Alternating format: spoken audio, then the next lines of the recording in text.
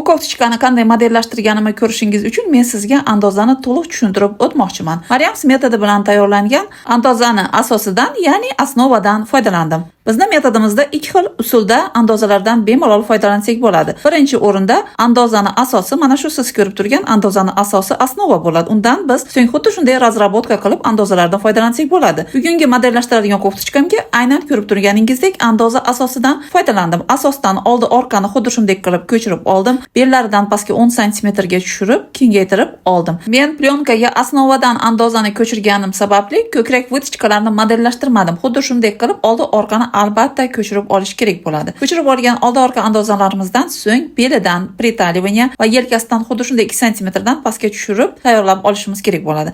Oldi ochilishni ham hamma o'ziga xohlagan tarzda oldini xuddi shunday tayyorlab planka chiziqlarini chizadi va reglanni ham o'ziga xohlagan formasini kiritib olishi mumkin. Bu ko'rib turgan koftichkangiz albatta reglan yengli koftichka. Har qanday qomatga qolib deb bu fasonlar tushishi uchun albatta bizni birinchi o'rinda asos andozalarimiz mustahkam bo'lishi kerak. Qachonki bizni asos andozalarimiz to'liq har bir proporsiyaga to'g'ri kelsagina biz har qanday modelirованiyada umuman qiynalmaymiz. Mariams metodi bilan asos andozalarni noldan boshlab o'rganib, aynan mana shunday reglan yenglarni ham professional darajada hoziroq o'rganishni xohlasangiz, albatta izohlarda plyus qoldiring. Yopiq Telegram kanalimizga obuna bo'lishni unutmang. To'liq ma'lumotni o'sha yerdan olasiz.